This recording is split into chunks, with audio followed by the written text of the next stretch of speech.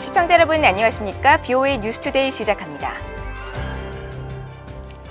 북한 특유의 사회계급 제도인 이른바 성분제도가 과거 남아프리카 공화국의 인종차별 정책과 유사하며 북한의 인권 유린이 성분제도에서 시작된다는 보고서가 나왔습니다. 국제사회가 남아공의 인종차별 정책을 반인도 범죄로 간주한 것처럼 성분제도도 같이 정의돼야 한다는 지적입니다. 첫 소식 김영교 기자가 보도합니다. 워싱턴의 민간단체 북한인권위원회가 25일 공개한 남아공의 아파르트헤이트와 북한의 성분, 반인도주의적 범죄의 유사점이라는 제목의 보고서입니다. 하나의 집단이 다른 집단의 억압을 행사하고 식량이나 의약품 등의 접근에 제도적 차별이 있다는 점에서 북한의 성분제도와 남아프리카 공화국의 인종차별 정책인 아파르트헤이트가 매우 비슷하다고 지적합니다. 그러면서 아파르트헤이트가 인종차별에 기반한다면 성분제도는 가족 배경과 개인의 정치적 행동 등 정치적 요소가 작용한 게 특징이라고 설명했습니다. 또 아파르트헤이트와 성분의 사회계급 제도와 관련된 반인도 범죄는 각각 남아공의 국민당과 북한 노동당의 정치적 목적과 정책, 관행 실행을 위해 저질러졌다고 보고서는 지적했습니다. 보고서의 저자인 로버트 콜린스 북한인권위원회 선임 고문은 두 제도 모두 특정 계층을 억압하고 기회와 권리를 부정하게 한다고 말했습니다. Severely limit the ability of specific groups within their countries to be able not prosper but just to live properly. 콜린스 고문은 그러면서 아파르트헤이트를 반인도적 범죄로 간주하면서 제도 종결에 힘을 보탠 국제사회가 북한의 성분제도에도 관심을 가져야 한다고 말했습니다. It's the dynamics of similarities that lead to crimes against humanity that deserve attention by the international community. Certainly the United Nations has ruled that apartheid should be regarded as crimes against humanity. The social structure is based on the Songbun system, and so the violation of human rights starts there. 보고서는 특히 북한에서 아파르트헤이트와 같은 반인도 범죄가 자행되는데 김정은 정권의 책임이 있다는 증거로 성분제도가 적용될 수 있는지 검토할 필요가 있다고 설명했습니다. 보고서는 그러면서 북한의 성분제도는 최상위 계층에 들어가지 못한 북한 주민들의 삶에 큰 영향을 미치고 있으며 경제적 기회나 보건, 교육, 주거적 환경에도 영향을 끼친다고 지적했습니다. BOA 뉴스 김영교입니다. 대북 정책을 검토하고 있는 조 바이든 행정부는 북한 문제와 관련해 한국의 적극적 역할을 원할 것이라고 미국 하원 외교위원회 공화당 간사가 밝혔습니다. 하지만 북한의 비핵화보다 남북관계 진전을 우선시하는 한국 정부의 입장에 대한 의원의 우려는 초당적이라는 점을 분명히 했습니다. 이조은 기자가 보도합니다.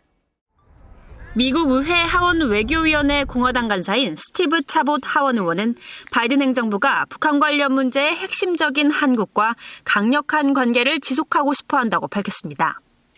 그러면서 바이든 행정부는 트럼프 행정부 때와는 달리 북한이 핵 프로그램을 지속하면서 개발 일정을 늦추는 일종의 반쪽 조치에 그치질 않길 바란다면서 북한 비핵화를 위한 강력한 제재의 필요성을 강조했습니다.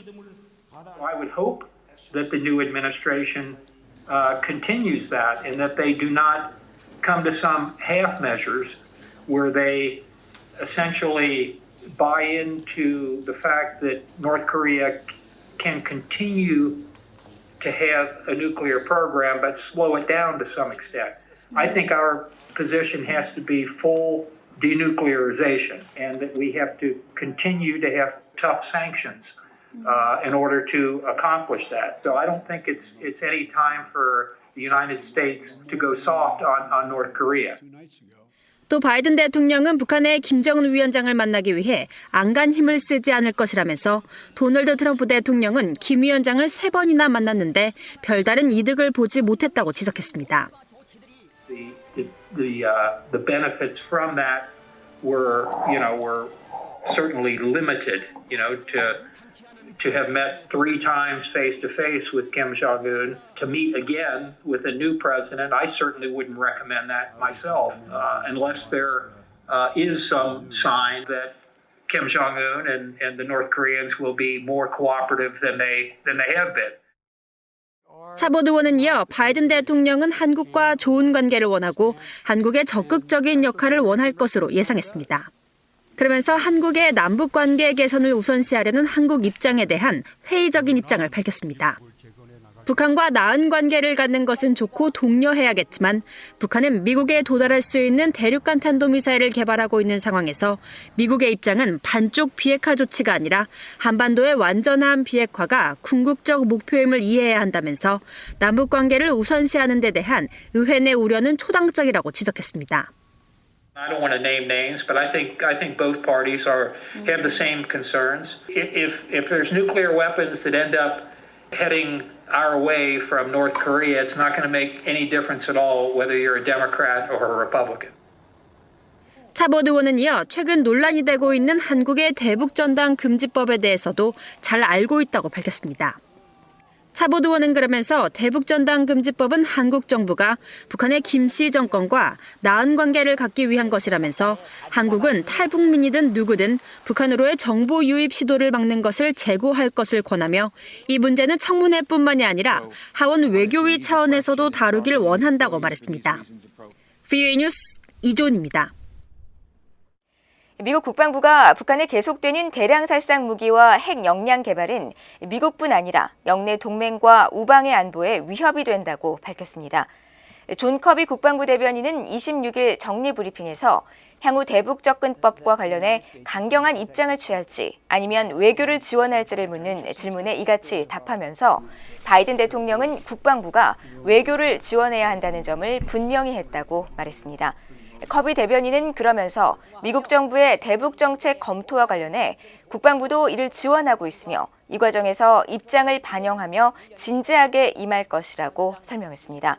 또 국방부는 북한의 부정적 행동을 억제하기 위해 동맹 우방과 긴밀히 공조할 것이며 여기에는 영내 안보의 핵심 축인 한국과의 동맹 강화가 포함된다고 밝히고 한반도에서 양국의 이익을 지키기 위해 군 역량과 준비 태세를 갖추기 위해 긴밀히 공조할 것이라고 강조했습니다.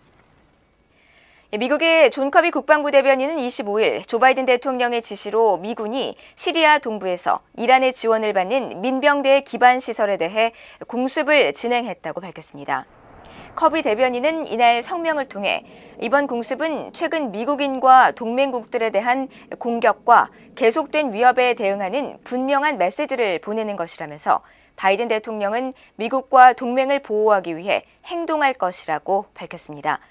미군의 이번 공습은 바이든 행정부가 출범한 지난 1월 20일 이후 단행된 첫 번째 군사작전인데 앞서 지난 15일 이라크 에르빌에 있는 미군 기지를 겨냥한 로켓포 공격으로 사상자가 발생했으며 로이드 오스틴 미국 국방장관은 친이란 조직을 그 배후로 지목했습니다. 미국 국무부가 미얀 방위비 분담금 특별협정 체결 의지를 거듭 확인했습니다. 국무부 대변인실 관계자는 26일 미국과 한국의 협상이 타결에 근접했다는 최근 언론 보도 내용을 확인해달라는 VOA의 질의에 즉답을 피하면서도 미한 동맹은 동북아시아와 개방된 인도태평양 지역 그리고 전 세계의 평화와 안보, 번영의 핵심 축이라고 말했습니다. 이어 미국은 우리의 동맹과 공동 방위를 강화하게 될 새로운 방위비 분담금 특별협정을 마무리 짓는데 전적으로 전념하고 있다고 덧붙였습니다. 앞서 미국의 월스트리트저널 신문은 이날 미국과 한국의 관리들을 인용해 두 나라가 방위비 협정에 대해 합의에 근접하고 있다고 보도했으며 CNN 방송도 지난 11일 양측이 한국의 방위비 분담금을 기존보다 13% 인상하는 안에 합의할 가능성이 크다고 전한 바 있습니다. 이상으로 VOA 뉴스투데이를 마칩니다. 시청해주신 여러분 고맙습니다.